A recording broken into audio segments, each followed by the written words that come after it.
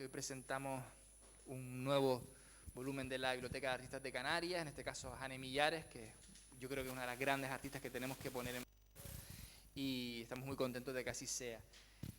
Nos acompaña Carlos Díaz Bertrana, que es el director de la colección, el hijo del artista, Michel Jorge Millares, y la encargada de esta edición, que es Laura Morales. Así que nada, les dejo con ellos y muchísimas gracias por acompañarnos.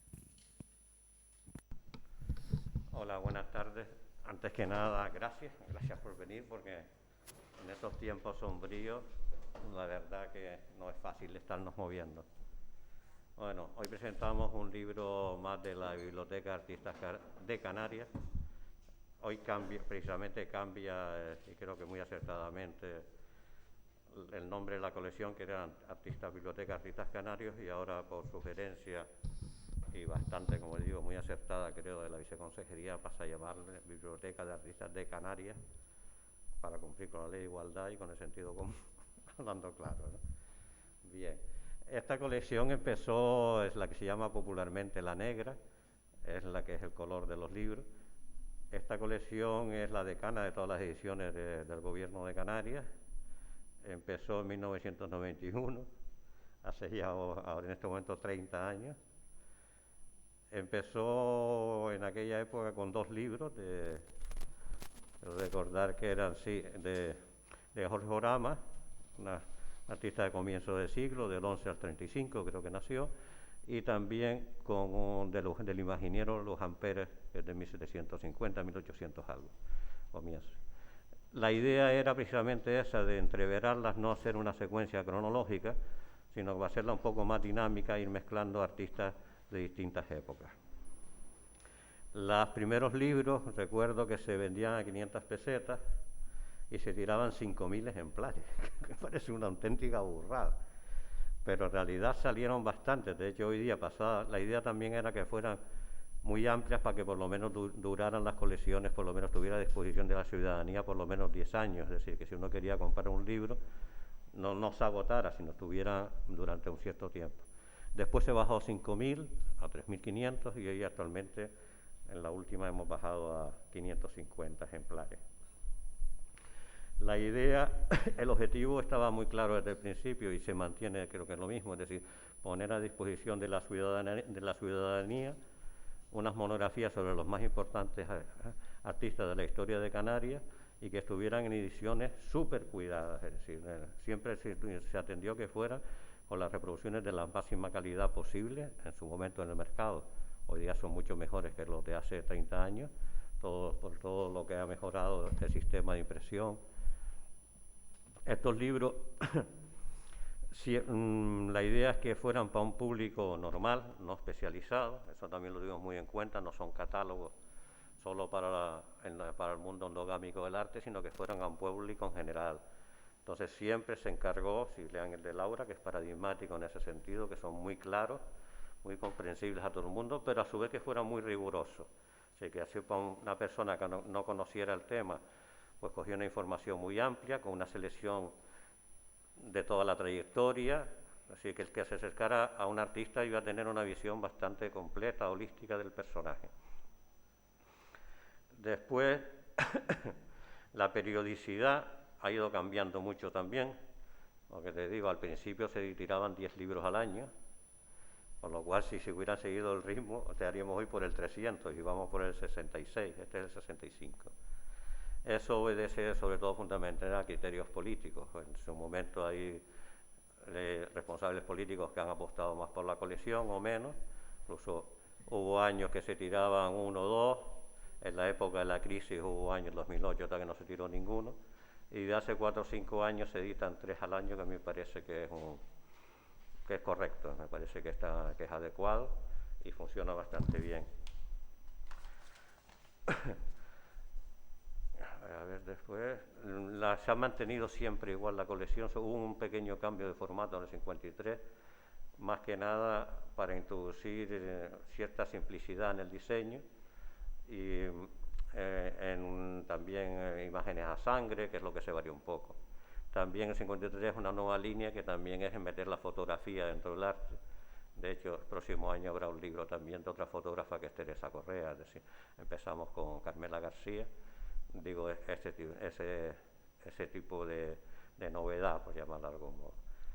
Con respecto a Yane Millares, que por supuesto quien de este libro que nos dará es Laura, que es quien lo ha trabajado, yo suelo decir que no solo a las grandes artistas de entrada, pertenece quizás, y no quizás, a la familia más importante que ha dado la historia de la cultura en Canarias, lo cual ya no es poco. También pertenece a la generación, en mi opinión, más importante de toda la cultura canaria, que es la que va del 19, nacido entre el 19 y el 28, digo, el 19 nace Lola Maciú, el 21 nace Manrique, en el 25 nace Chirino, en el 26 nace Manolo Millares, en el 27 nace Juan Hidalgo, Alfredo Cao y Pedro González, en el 28 ya nace Yane, es decir, en esa década aparecen muchas de las grandes figuras de la historia del arte canario.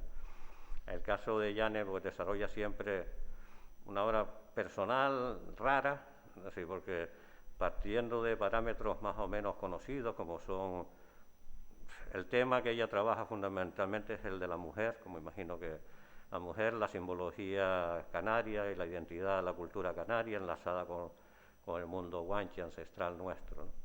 Y después como lenguaje pues ha buscado una síntesis del poscubismo, de la neofiguración, muy del indigenismo, en fin, una serie de elementos pictóricos, pero todo muy especial, y etapas que son acrómalas, bueno, sin color, blanco y negro, otras que son totalmente coloristas, hay etapas que son reticulares, otras laberínticas, es decir, es un mundo, pero cuando ves todo el panorama ves que es bastante coherente. Su trayectoria ha sido un poco desconcertante, me refiero, para la crítica, es decir, que durante los 60, 70, 50, incluso la primera exposición que era 50, por ahí en el Museo Canario, 58, 48, que tiene sus premios, el gabinete literario, pues después en las últimas décadas del siglo XX no es que desaparezca, pero quizás no tiene la resonancia que debiera su trabajo. Mi opinión, o aventuro, es que ella no entra dentro del mundo galerístico, que es lo que en aquel momento es lo que marca a la gente que está, que yo sepa, creo que solo expone una galería pequeñita, que es Botticelli, pero los que mueven a los artistas de aquí en eso, que son, creo que ella no entra en ese mundo, no sé por qué, no tengo ni idea. Sí es verdad que eso cambia, el panorama cambia enormemente en el siglo XXI. El siglo XXI vuelve a ser reconocida bastante, tanto es así que en el 2000 el SICA le hace una exposición antológica.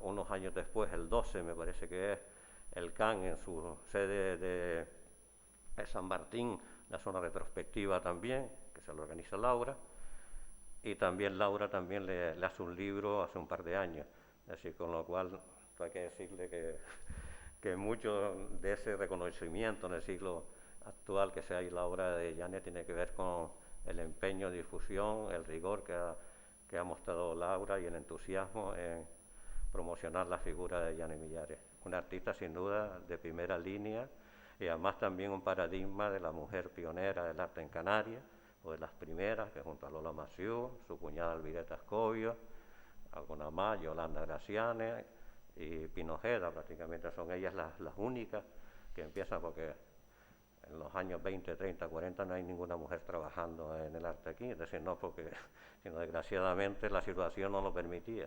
De hecho, algunas como Elvireta, que me parece que hacía una obra extraordinaria, y mira que era una mujer de carácter, pero cuando se casa con Manolo, pues aparca un poco su creación, para mí parecía un talento, todavía no me gustan mucho los cuadros, pero en fin, una larga historia. Los dejo con Laura, que les explica mejor toda la trayectoria de Yane. Gracias.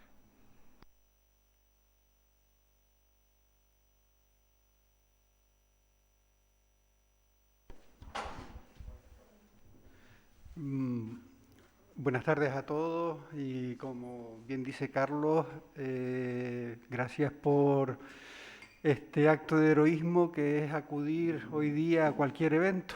Me parece que nos cuesta recuperar la normalidad que conocíamos hace tan solo un año, ¿no? Quiero agradecer en nombre de la familia al Gobierno de Canarias, a la Viceconsejería de Cultura, la labor realizada, el esfuerzo que están haciendo en estos últimos años de quitar ese estigma que tiene la negra, que además de mujer era negra.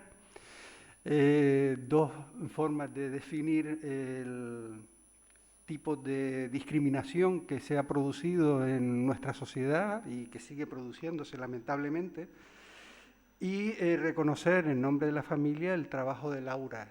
Como bien dice Carlos, no es el primer libro que hace sobre Jane, sobre mi madre, pero en cada obra que publica nos sorprende con nuevos aspectos, con una profundización en un personaje, como bien decía Carlos, también bastante complejo en su trayectoria, porque es una trayectoria de una mujer que a los 8 años ve y sufre la represión en su familia. Siendo 9 hermanos, tienen que vivir en una situación de precariedad absoluta. Uno de sus hermanos muere de tuberculosis por falta de alimentación. Y así, pues, imagínense, a los 8 años es cuando se produce la guerra civil, pues a partir de ahí su infancia, que prometía ser feliz y muy grata, siendo la niña esperada después de 6 varones,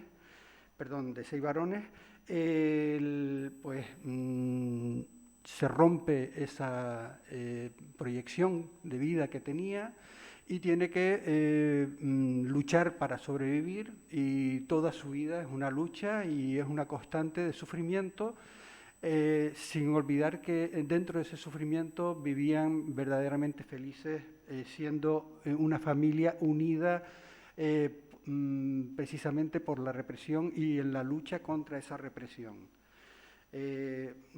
Laura conoce ya perfectamente toda esta trayectoria, pero profundiza en su obra y nos descubre a esa Jane que, a falta de poder comunicarse, precisamente porque le cercenan la posibilidad de comunicarse libremente, pues utiliza el arte como modo de expresión. Y así lo vivimos, lo vimos y lo sentimos, ¿no? Laura dice que hay 3 aspectos fundamentales en la obra de mi madre, ¿no? El primero es como mujer, ser artista en esta sociedad, y más en una sociedad de los años 50, 60, 70, donde vivíamos en una dictadura en la que el machismo era predominante.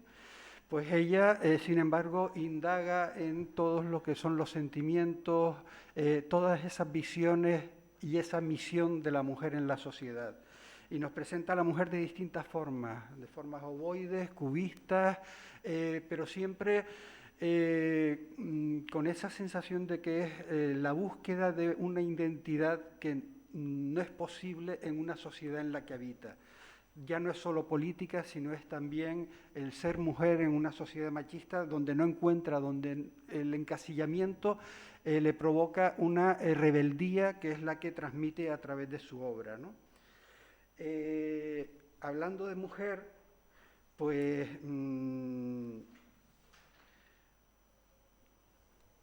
este libro y los últimos que han salido vienen a cubrir un espacio que estaba prácticamente vacío, no había hueco para la mujer, no solo en esta biblioteca, sino además hay muchas obras publicadas por el gobierno y por otras entidades en las que necesita a las mujeres artistas. Yo creo que esto es una cuestión que debemos revisar, debemos ser conscientes, e incluso a la hora de presentar un libro o recoger un libro de hace tan solo 5 o 10 años, ponerle una adenda o un índice y decir, este libro no cumple con los requisitos de igualdad que esta sociedad debería de abordar. Y lo digo francamente con tristeza, porque lo he vivido y he visto a amigos y a personas que conozco que han sido los autores de esos libros, y se los he dicho, y les he dicho, oye, ¿por qué no figura tal persona? Dice, no, es una obra menor y tal. Vale, veo que aquí hay mayoría de mujeres y entiendo o entenderán que esa no es una respuesta, que en la sociedad somos iguales, hombres y mujeres, e incluso a la mujer le ha costado muchísimo más esfuerzo, trabajo y lucha el poder hacerse un hueco en la sociedad y poder no solo exponer, sino también dar a conocer sus inquietudes y sus ideas. De hecho, en el 2010 se aprueba la Ley de Igualdad en Canarias. De 2010 a hoy, esta mañana hice un recuento y hay 17 hombres con el Premio Canarias, 8 entidades y 2 mujeres. Ayer se decidió que 3 mujeres fueran Premios Canarias. Por un lado estoy muy contento, pero por otro lado el discurso que da esa selección me apena bastante. El que sean 3 mujeres vinculadas a la Universidad de La Laguna, y no lo digo porque sea La Laguna de Tenerife, da la sensación de que el discurso dice de que para ser una mujer que valga la pena reconocer, tiene que ser universitaria, tiene que haber superado un nivel académico, cuando en realidad estamos ante, en este caso, una mujer autodidacta, como todos sus hermanos, que ha luchado y ha trabajado por el arte toda su vida. Y eso es lo que me produce un cierto resquemor. Ayer la verdad es que la alegría se mezclaba con una cierta y profunda desazón y dolor. Como canaria, mi madre no solo ha expresado a través del arte todo lo que siente por este territorio, sino que además lo ha hecho manifestándose en la época franquista, en la época de la transición y siempre que ha podido, porque nosotros seguimos siendo o viviendo ese síndrome del criollo. Somos descendientes de los colonizadores y de los colonizados y no hemos superado esa etapa. De hecho, hay mucha información y mucho desconocimiento sobre ese pasado que es en el que ella, sus hermanos, quizás por los genes o por la herencia familiar, les ha preocupado tanto, que es la verdadera historia de los canarios, ¿no? Una población que tiene una riqueza cultural, artística e histórica que todavía tiene muchísimas lagunas y sombras y mucho desconocimiento. Y luego el tercero era mujer, canaria y como millares. Yo lanzo un guante al viceconsejero porque, como bien decía Carlos, en estos años se celebrarán muchos centenarios. En el 24 es el centenario de mi tío Eduardo, el autor de Chojuán, ¿no? Y si yo les digo que si juntamos cosas como planas de poesía, las campanas de Vegueta, el paso, el conduto, los indigenismos, la DAC, los gofiones, estamos hablando de una generación cultural que hizo y convirtió a Gran Canaria en uno de los referentes culturales de Canarias, pero también de toda España. La poesía social, la poesía más intimista, la música, discos, libros, cuadros, todo eso forma parte del legado de una familia que se dedicó y que vivió y que sobrevivió gracias al arte. Entonces, yo no tengo que añadir más, decirles que hace unos días la Fundación, bueno, unos días, un año ya, cuando se finalizaba el centenario de César Manrique, la Fundación me había planteado la posibilidad de que se hiciera una exposición sobre cómo había influido Lanzarote en la vida de todos los millares sal. Y la verdad es que es una historia muy potente porque es esa infancia feliz que transcurre durante los años 34 al 36 y que finaliza y acaba con el sufrimiento, el dolor, la persecución, la depuración del padre de mi abuelo como catedrático de instituto y el hambre, la miseria y pues, una vida en la que esta familia se une, pero siempre tiene como referente de felicidad profunda, de forma, yo creo que consciente, aunque muchas veces inconscientemente, de esa etapa en Lanzarote. Pues lo mismo digo que creo que es el momento, todavía vive Totoyo, vive mi madre, vive mi tía Yeya, que es el momento de valorar ver cuál es la aportación de esta generación dentro de la saga de los Millares a la cultura canaria en una de las épocas más difíciles que ha vivido Canarias y España. Y nada más, muchísimas gracias por venir de hoy.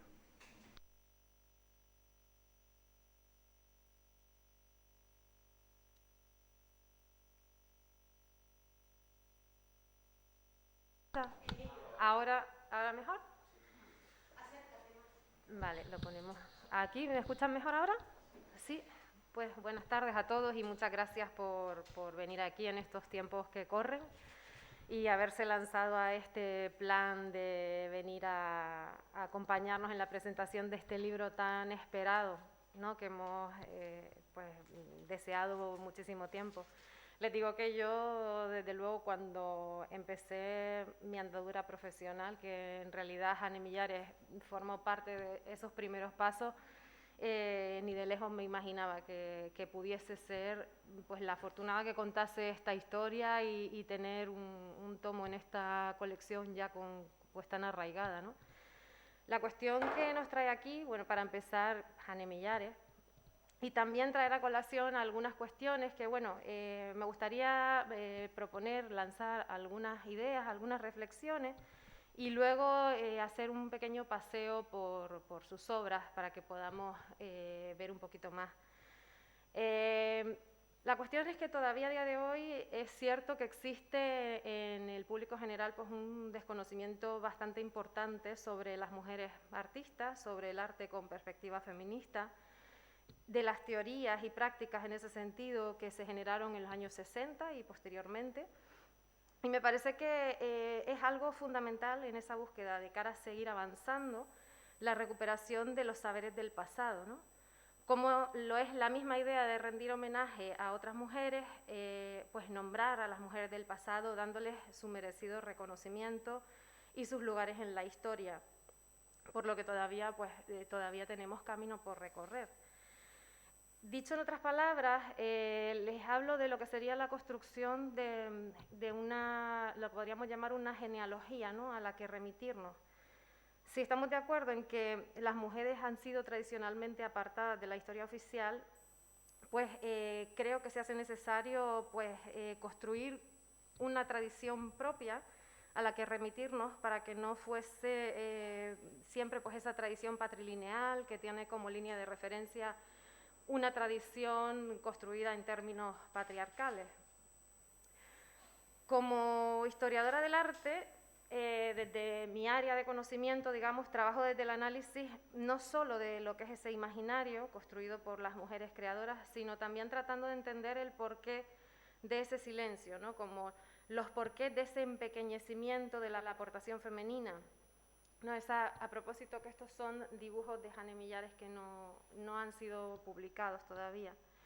Decía que pues me pregunto sobre esos porqués de esa invisibilidad positiva que se les ha atribuido en muchísimas ocasiones a las mujeres, quizá obviando su opción para dar lugar a un arte que pudiera trascender históricamente. Entonces, bueno, en el transcurso de esta tarea, lo que es en mi experiencia personal, pues les diría que poco a poco, a medida que iba avanzando, pues me empecé a dar cuenta de que algo no encajaba, ¿no? Como que mi formación había sido tremendamente androcéntrica y que en ningún momento, digamos, hasta ya prácticamente pasada la carrera, el entorno en el que me movía, apenas nos habíamos preguntado oye, ¿y qué ha pasado con las mujeres? Las mujeres no han pensado, no han pintado, no han construido nada. Por tanto, uno de los grandes retos que se nos presentaba era precisamente, pues, ¿y ahora qué hacemos, no? ¿Cómo podemos, si queremos trabajar en esta línea, cómo podemos recuperar esos silencios? ¿Cómo podemos hacer para hacer esa, vamos a llamarlo entre comillas, esa contrahistoria? Y claro, ahí pues reside en buena medida no solo hacer muchísimo trabajo de investigación, muchísimo trabajo de archivo, sino que también es el abrir esos baúles del recuerdo y poner en valor sobre todo la importancia de lo que es la fuente oral, ¿no?, que es fundamental en este caso y vamos, que tenemos que correr en muchísimos casos para no perder el hilo de cuestiones que están a punto de perderse para siempre. Para mí, lo que es el trabajo en torno a Jane Millares y la comprensión, la ordenación de todo ese trabajo, pues tuvo un peso muy importante. La fuente oral, el haber podido conocer al artista personalmente cuando me pudo contar cantidad de datos, de pequeñas noticias que me ayudaban a comprender un poco todo ese mundo que había construido. También me gusta recalcar que todas estas acciones que se llevan a cabo, pues desde la investigación o todo lo que hacemos de publicaciones, exposiciones y demás, desde todos los campos que se quiera aplicar, creo que tienen pues un objetivo muy claro, que está bien que lo recordemos, ¿no? Que todas esas tareas de visibilizar a la mujer en la historia, la reivindicación de sus aportaciones, pues no tienen otro objetivo que el de hacer real el derecho a tener una vida más plena, a ser una sociedad más evolucionada, más rica, menos desigual, menos machista, menos miedosa, menos homófoba, es decir, más tolerante. Se trata, por tanto, de poner en valor la contribución al arte, para el caso que nos ocupa, de figuras como la de Jane Millares y su práctica artística, que aunque no se reconociera en sí mismo en esos momentos como feministas, sí incorporan una reflexión sobre desigualdad de género. Y en este sentido el arte no era solo utilizado como un medio para transmitir, sino que además el arte genera feminismo, y esto a mí me parece que es una idea muy importante a tener en cuenta. Pues bien, todas estas figuras que se han ido rescatando por el camino, poco a poco es verdad que se han ido colando en los libros de historia, ¿no? Pero claro, más allá de esos trabajos monográficos que son más concretos, digamos, dedicados a mujeres artistas, en catálogos realizados en el contexto de exposiciones de mujeres, que creo que son muy, muy valiosos y muy necesarios, creo que también es importante que esos nombres y sus obras se cuelen en los libros de historia del arte general, formando parte del relato oficial, ¿no? Que es lo justo. Bueno, esto es unas imágenes que he traído para que nos demos cuenta, es una pequeña selección, pero cómo la sutileza del lenguaje que se genera en torno a la crítica de muchas artistas ciertamente pues tiende a empequeñecerlas, ¿no? O sea, hablamos siempre del ángel de Jane Millares, pues cuando estaba pues esas estructuras franquistas todavía muy vivas, y se hablaba del ángel del hogar, de una serie de pautas que, digamos, que se asociaba a una mujer pues como debía ser, vinculada a los servicios, a los cuidados, pues devota, familiar, etc. Jane Millares, o la plasticidad de la ternura. Jane Millares decía revelación todavía en el año 67, cuando ya tenía cuestas cantidad de exposiciones, ¿no? Había trabajado muchísimos años.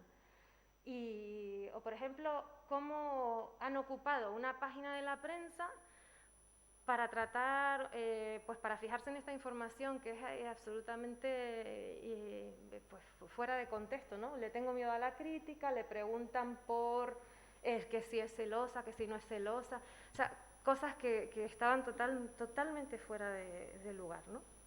Entonces, hablando de esa necesidad de que también formen parte de los relatos oficiales, me gustaría hacer mención rápidamente, aunque ya tanto Carlos como Michel lo han apuntado, de los libros que hemos podido sacar hasta el momento publicados de Jane Millares. Le habíamos hecho esa exposición en 2012 en el San Martín, que fue acompañada de un catálogo, bueno, digamos que fue la primera referencia bibliográfica que había sobre ella después de 60 años de trayectoria. Después, en 2018, la publicación que se hizo con la editorial Silex de Madrid fue un salto muy importante, porque fue, digamos, como la primera vez que Jane podía salir de Canarias, cosa que había estado toda su vida pues luchando, que sí, que si no, por un montón de condicionantes también autoimpuestos, por los que no dio ese salto en ese momento determinado.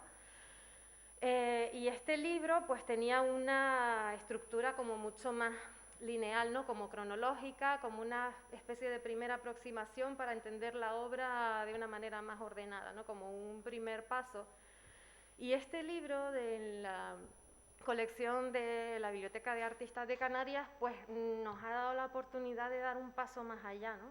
Porque es un libro que, para empezar, no tiene nada que ver con el anterior y lo quise abordar, o sea, yo tenía muy claro que no podía hacer lo mismo, el mismo trabajo, ¿no? Aparte de que estoy permanentemente como descubriendo ópticas nuevas, modos de tratarlo. Así que pues lo estructuré, como digo yo, desde una perspectiva circular. Es decir, pues hay un capítulo que se dedica a la familia, que ya saben, como Michel ha comentado algunas cosas, pues tiene un componente fundamental que va a condicionarla y va a condicionar también su trabajo. Jane Millares a vista de pájaro es como un capítulo que trata de hacer un recorrido rápido de ordenación, de dónde parte y a dónde llega. Conciencia feminista, que también me parece que hay mucho que decir al respecto, de un posicionamiento que es como si la artista no tuviese, o sea, fuese muda, ¿no? Porque se pronunció en muchas ocasiones a estos propósitos, pero sin embargo era como desoída. Lo que duele al lienzo, o sea, hay un permanente relato del trauma a lo largo de toda su obra que se aborda desde distintas perspectivas y es todo un enfoque desde el que tratar todo su trabajo. Asimismo, retazos de intimidad, cuestiones autobiográficas personales, de sufrimiento personal que vive en el ámbito más íntimo, que por supuesto van a reflejarse siempre en esas obras. Luego hay otro capítulo que se titula El origen está en el barro, porque ella siempre, digamos que ha tratado, primero que le gustaba muchísimo la escultura.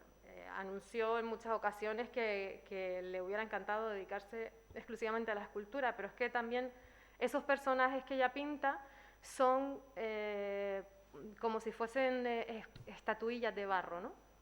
Y además es un tema al que alude en distintas ocasiones, de distintas maneras, con el tema del gánigo, etcétera, etcétera. Construyendo identidad, que también es un enfoque absolutamente fundamental para entender la obra de esta pintora, y finalmente un lugar en la historia, ¿no? Como yo, después de haber analizado esto con bastante detenimiento, considero que ella es uno de esos ejemplos que ponen de relieve la idea acerca de cómo influye en nuestras vidas la cuestión identitaria, ¿no? Que se mueve además en esa dimensión que es como muy común entre los artistas de esta realidad archipelágica africana, que es esa relación cuerpo-territorio. Y también hablo de la identidad desde un sentido con una connotación psicológica, ¿no? En cuanto que ella trata de tomar conciencia de sí misma. Además que era absolutamente necesario para afrontar la vida con seguridad y aplomo. Estamos hablando de esa necesidad de un pueblo que conoce sus valores, y de ese modo es cuando sabrá expresarlos, ¿no? Desde el conocimiento de sus valores y desde esa expresión surgirá la cultura. Estas imágenes que traigo aquí las traigo a colación porque es el mundo del que bebe, no solo Jane Millares, sino también muchísimos de los artistas de esa primera etapa, de esa época indigenista, que se inspiran, como decía Felo Monzón en una de sus conferencias, a propósito del indigenismo, decía que era operar con lo puro, ¿no? O sea, ellos reivindicaban permanentemente pues el valor, el sufrimiento, la tenacidad, la resignación de ese pueblo, pues que era un grueso de población rural en el que ellos se inspiraban y querían poner en valor. Es así que al final, pues haciendo balance del conjunto de la obra de Jane, con independencia de los registros que adopta, lo que veo es que es una vida artística entera dedicada a identificar, reconocer y exaltar esos elementos definitorios de una cultura propia a la que remitirse y a partir de la cual poder entablar diálogos más constructivos con otros colectivos, ¿no? Existe también en ella una preocupación permanente por recuperar esas raíces primeras que fueron destrozadas, su cultura y sus tradiciones, con unas connotaciones claramente reivindicativas. Se remite permanentemente a ese pasado prehispánico para hablar de una historia personal en la que siente que todo aquello que les representaba pues les había sido arrebatado. Pero lejos de presentarse como víctima de una serie de circunstancias, Hannah forma parte de este grupo de mujeres que venía a presentarse como un verdadero agente de cambio, ¿no? Ya sin vuelta atrás, que encontraría en el arte un terreno emancipatorio sobre el que realizarse, que le ofrecía además unas posibilidades inagotables. A este respecto, cuando a Hannah le preguntaban sobre la ternura en su forma de pintar, que si tenía una forma femenina de pintar, etcétera, les digo en sus palabras, ella contestaba: yo no creo que tenga nada que ver, porque también hay hombres con una gran sensibilidad y ternura pintando. Como mujer, sí es verdad que las obligaciones y quehaceres domésticos hacen que el arte pase necesariamente a un segundo término, al menos para las personas de mi edad. Pero ahora hay gente nueva, mujeres jóvenes que también pintan, posiblemente con más libertad. O sea, creo que Hannah además vino a hacer un cambio que no tenía retorno, que de hecho creía claramente en las próximas generaciones. Como les estaba diciendo antes, no he dejado de hacer descubrimientos a través de la obra de Hannah, y me refiero en cuanto a análisis que extraigo, ¿no?, de su trabajo. A medida que he ido analizándolo, pues me cabe enmarcarla pues, desde enfoques teóricos diferentes, ¿no?, nuevos, sobre los que, por supuesto, voy a seguir trabajando. Me puedo referir, por ejemplo, para que me entiendan, a la idea de cómo a través de esos procesos que he mencionado, ¿no?, relacionados con la construcción de identidad, Hannah crea todo un mundo de autoficciones, intentando como explicarse a sí misma con una obra con fuertes connotaciones existencialistas, o bien pues cómo he empezado a entender también su obra como una constante crónica de la pérdida. Me refiero a que prácticamente todo su trabajo gira en torno a recuperar lo que se ha perdido, es decir, hablar de un pasado que fue mejor, en memoria del origen, etc. Y aquí les traigo de manera muy rapidita, y ya vamos acabando, pues un poco un repaso como esa evolución, como digo, como una especie de metamorfosis que sigue su obra, que tiene una evolución muy coherente, ¿no?, una vez ordenada. Como ya hemos comentado, pues viene de este entorno feliz, burgués. Digamos que enseguida pues se ve su infancia truncada, su familia pues se ve en la precariedad más absoluta, y ella pues va a desarrollar toda su creatividad, que va a poner al servicio también de recuperar la economía familiar. Fíjense, aquí todo esto lo construía ella en su casa, ¿no? Tenía pues los muebles, recuperaba madera de aquí, telas de allá, y estas decoraciones que ven ahí en el fondo de la cortina, con estas pajareras que son de su álbum familiar, pues las bordó en sus cortinas. Vemos cuadros colgados, cuadros suyos en las paredes, pero también, pues esta es Hannah Millares con la mujer de Felo Monzón, con Mercedes de Guevara, con la que pues se dedicó a hacer todo tipo de cosas, es decir, hacía muñequitos, estos diseños que vemos aquí, que después un amigo de Mercedes los bordaba para después poder vender. Es decir, buscó estrategias para poder salir de esa precariedad absoluta, ¿no? Empezó de este modo, pues pintando en el año 55, son estas obras, pintando los entornos de Terón, que es donde pasó un tiempo corto, pero de repente también en este año 55, a partir de esta obra todo va a cambiar. Empieza a hacer trabajos de este tipo, en el que vemos obras de arte con ese sesgo cubista que descompone y nace de luz, o sea, cada vez con una tendencia cada vez mayor a la geometrización. Como les decía, ven, pues esto no solamente esa tendencia a la geometrización, que es absolutamente moderno también en su concepción, sino ese mundo de la mujer rural, la mujer trabajando, que va a representar permanentemente en sus obras. Bueno, esta obra también, que es una pieza fundamental del repertorio de Hannah, con ese elemento del viento que es tan inherente a la realidad canaria. Vemos siempre como algo que se repite con muchísima frecuencia, que es esas mujeres en reunión, como lo vemos en este caso, que puede ser uno de los más evidentes, como vemos esa sensación de esos personajes, como si fuese una especie de alter ego de la artista, a través de este personaje que ella ha creado, que son como si fuesen pues figurillas de barro a través de las que ella puede ser libre, ¿no? y generar pues todos los contextos que quiera. También esta visión pues muy geometrizada de estas realidades que la circundan y que van desapareciendo, como vemos también en este caso de las fregonas, o estas aguadoras, en esta concepción pues tremendamente pues contemporánea que nos recuerda incluso un poco a Quirico. El tema de la maternidad pues también va a ser una presente constante, es una mujer que va a tener 5 hijos, uno fallece a los 3 meses de edad, en el año 48, y este asunto de los niños muertos va a ser una constante en su trabajo, o sea, un asunto muy doloroso que se une a todos esos relatos del dolor en su obra. En 2009 fallecía otro de sus hijos repentinamente y digamos que aquí comienza un poco el declive, ¿no?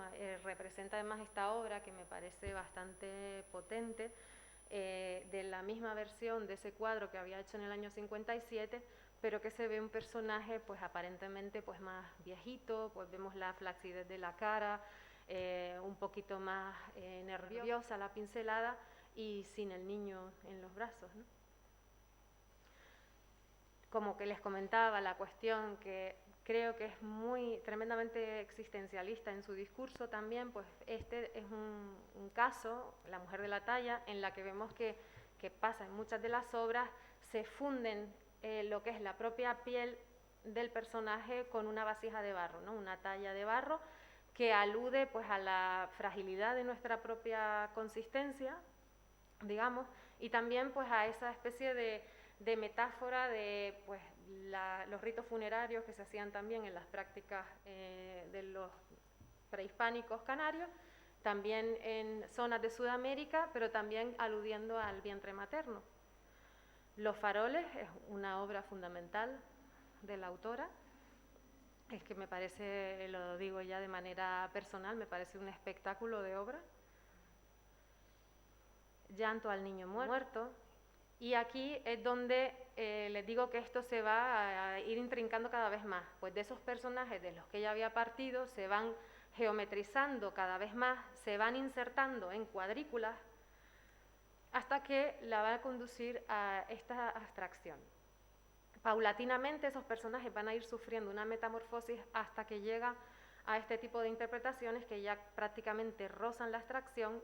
Esta es una versión de Jane Millares de El parto, o esta versión de los bombardeos de Bahía Cochino en Cuba, que también es espectacular. Fíjense si distinguen las avionetas, esos personajes que ya muestran los dientes y que van a empezar a aparecer de manera recurrente en la obra de Jane, y esas llamaradas, y por supuesto pues ese colorido violento, ¿no? Sangriento, pues rojo, encendido, o esta versión de La cara del fascismo, que también es una de sus piezas más potentes, por supuesto obras que no vieron la luz en aquel momento, obviamente, ¿no? Y sobre todo con los antecedentes que tenía en la familia. Pero fíjense cómo partiendo de aquellos personajes se ha ido intrincando cada vez más hasta que de manera paulatina y con mucha coherencia ha ido llegando a la abstracción, paso a paso. Esta imagen la he traído aquí porque es una visita que hizo Jean Cocteau, es un pasaje al que me refiero en el libro. Aquí vemos a Jane de pie y fue precisamente la obra de Jane que se fijó Jean Cocteau, que estaba colgada allí en la Escuela de los Amperes, esta obra llamada Refugio, que estaba ya pues muy en la línea de esos cuadros casi abstractos que ella va a realizar a partir del año 60. Memoria del origen Es una de las series más fuertes de Hane. Vemos que siempre está, como les decía, pues esa idea de la vuelta al origen, de esas alusiones a la vuelta al origen. De esta serie hizo muchísimas versiones. Fíjense cómo esto es como una especie de momia, que tiene aquí los pies, allí la cabeza, ¿lo ven? Y esa especie de hueso que está arriba, que hace de manera también muy recurrente en cuadros de registros que no tienen nada que ver, y vemos que lo hace muchísimas veces a lo largo de toda su carrera. Por otras obras entendemos que es un árbol seco. Aquí vemos otra versión de estas obras, son de grandísimas dimensiones. Estas son pues una de las muchísimas interpretaciones de su padre, que hace, pues apenas se muere, a los pocos días empieza a modelar su rostro en barro. Hace este cuadro también, que forma parte de la colección del gabinete literario, y estos retratos, es decir, como que está permanentemente, si se dan cuenta, pintando aquello que se está perdiendo, ¿no? Está permanentemente intentando agarrar pues todas esas realidades de ese mundo que para ella fue mejor y que se van diluyendo en el tiempo. Esta es la década a la que se refería Carlos antes en su intervención, que va a tener prácticamente una década entera en la que trabaja de manera casi acromática, con obras en blanco y negro. Y también esta serie de crucificados que ella realiza en los años 70, pues que se refieren, pues, también aluden a su familia, por supuesto, pero en homenaje a todas esas personas que han sufrido durante el franquismo, ¿no?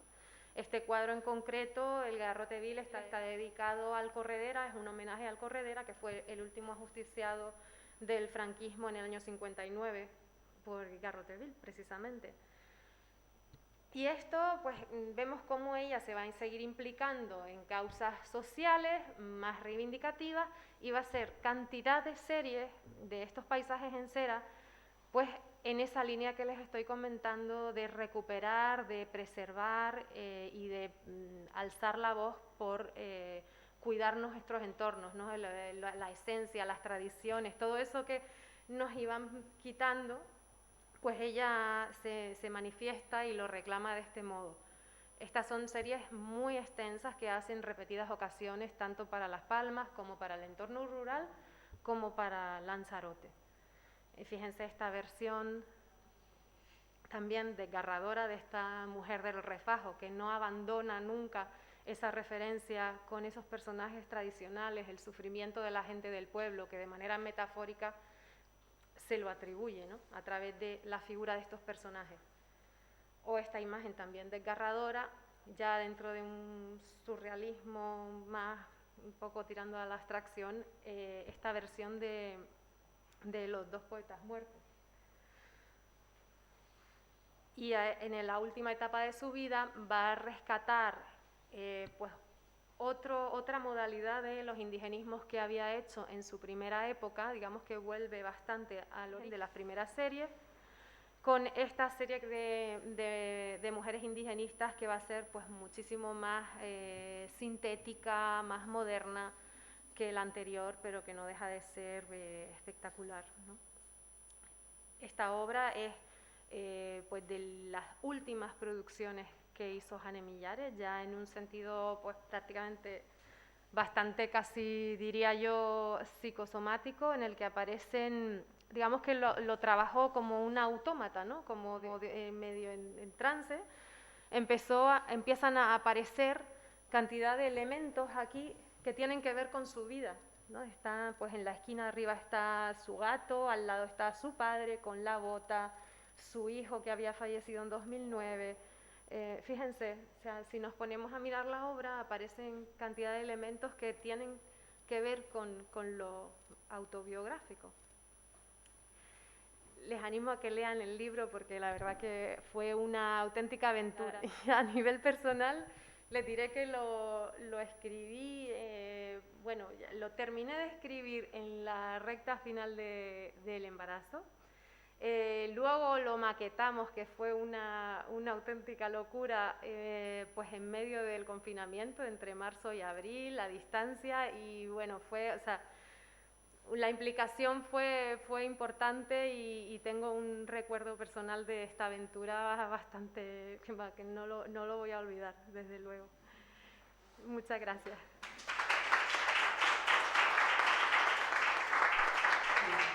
Perdonen, pero hay una cosa que no quiero dejar de decir, que no quería terminar esta presentación sin las palabras de Jane Millares. He cogido aquí un pequeño extracto de las pocas referencias que tenemos de las entrevistas y escritos personales y me encantaría terminar con sus propias palabras. Y decía: ciertamente que algunas experiencias, ciertos trances dolorosos, bosquejos y esbozos se alcen y con formas rotundas o colores claros, blancos, y en otras con el menor uso de volúmenes y colores, haciéndonos olvidar su eterna carga plástica o idea o oficio, o mejor, puede que sentimiento y trabajo busquen lo que sentía o pensaba dentro de mí, y terminando, siento que mi boca se abre con una palabra: libertad, como esa alegría del pájaro que vuela a su libertad, la vida.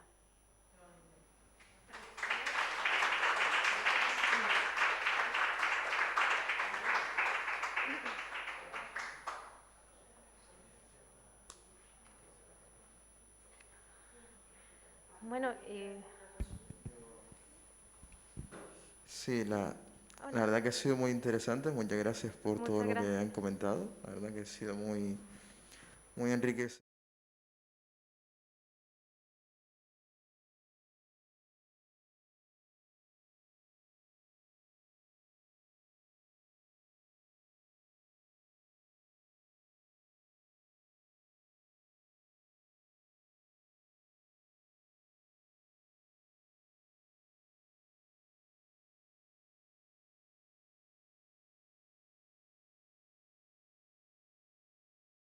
Obra en torno a la pintura, ¿no? A la escultura no se pegó tanto tiempo, ¿no? Sí, Como sí, ya te entendí. Pues, a ver, yo entiendo que hay que tener en cuenta que creativa, vamos, añade, corrígeme si me equivoco, porque tú lo viviste, y su padre, tu padre, su marido, pues digamos que era un promotor enorme que le ponía la música, le colocaba las cosas, le decía: Jane, que tenemos exposición, o sea, tienes que montar una porque tengo fecha para ti en tal momento. Ya entiendo que el campo expresivo donde mejor se pudo desarrollar fue la pintura, y aún así, durante toda su trayectoria ella desarrolló escultura, ¿no? A modo más íntimo, digamos. Pero el campo donde ella realmente tenía pues más campo de posibilidades quizás fuera la pintura. No sé qué. Mi padre descubrió que la mejor terapia para curarla a ella del sufrimiento era que se dedicara al arte. Y como decía Laura, él le organizaba exposiciones y le decía: oye, dentro de 2 meses expones en tal sitio. Y ella, de ahí, porque no se ha visto, pero en la exposición, en la primera exposición en el Museo Canario, yo creo que debería de haber como unos 200 o 300 cuadros.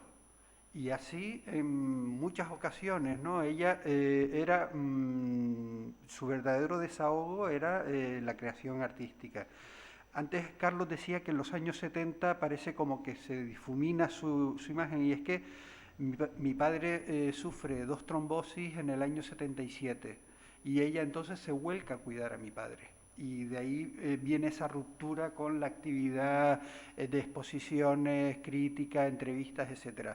Se encierra y se dedica a ese cuidado, pero sigue manteniendo su forma de vida, que era estar encerrada en un cuarto, escuchando música, con todos sus lápices, pinceles, etcétera.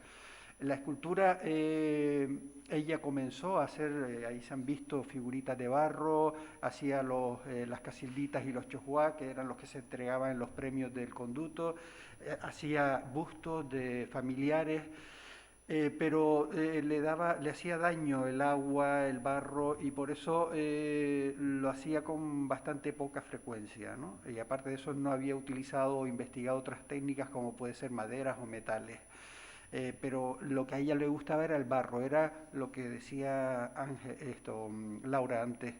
Darle vida a través de ese barro original, ¿no? Polvo eres y en polvo te convertirás. Pues era un poco, esa era su forma de crear a través del barro, pero que tenía ese problema, ¿no? Que la humedad le hacía bastante daño en las manos, así como el óleo. Al principio el óleo que se distribuía y se vendía le provocaba náuseas y estos dolores fortísimos de cabeza, ¿no? Y tuvo que dejar el óleo y dedicarse, porque aunque, bueno, en el libro lo verás, era constantemente utilizando técnicas diferentes, desde el spray, los lápices, las ceras, los óleos, los acrílicos, todo tipo de productos que pudiera ella utilizar, los investigaba y los convertía en su forma de expresarse.